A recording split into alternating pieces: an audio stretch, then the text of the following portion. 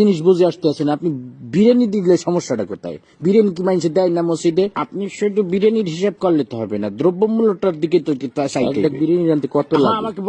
আমাকে বলতে দেন কাঁচামরিচের দাম, মশলাপাতির দাম, বাজারে যাই আপনি হিসাব করে দেখছেন বিরিয়ানি রানতে কত খরচ হয়।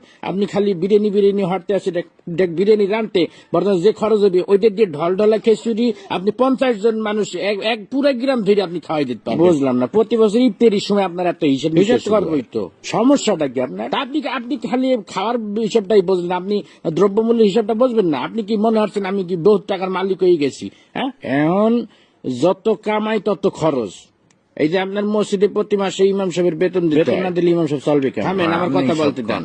আবার এই যে রমজান মাস আইছে, তারাবি পড়াবে, হাদিয়া দিতে হইবে না? আমার খরচ কি কম? ফেতরা দিতে হইবে, জাকাত দিতে হইবে। শোনেন একটা কথা, রিজিকের মালিক আল্লাহ। আল্লাহ আপনার ধন সম্পত্তি দিছে, ধন সম্পত্তি দিয়ে আপনার পরীক্ষা লেতে আছে। এই টাকা পয়সা যখন তখন আল্লাহ লইয়ে যেতে পারে। আপনি এই টাকা পয়সা আপনার জানে সৎকা করবেন, ফেতরা দিবেন। মুসলমান হিসেবে এটা আমাদের সকলের দায়িত্ব। সবাই বয়ান করে বুঝানো যায় না, বুঝছো?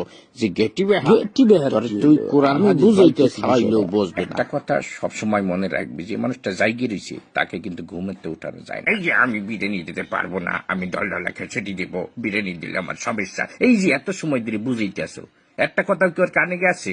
ও শুরুতেই বসতে আছে যে আমি ডলডলা খেচেটি দেবো, আমি বিরিয়ানি দেবো। আপনি কতক্ষণ ধরে বুঝাবো আমি? এই টাকা শোন, আমি গত বছর আমি পুরা গ্রাম বইটা আমি বিরিয়ানি খাওয়াইছি না, পুরা গ্রাম কোনো ঝামেলা হয়েছে।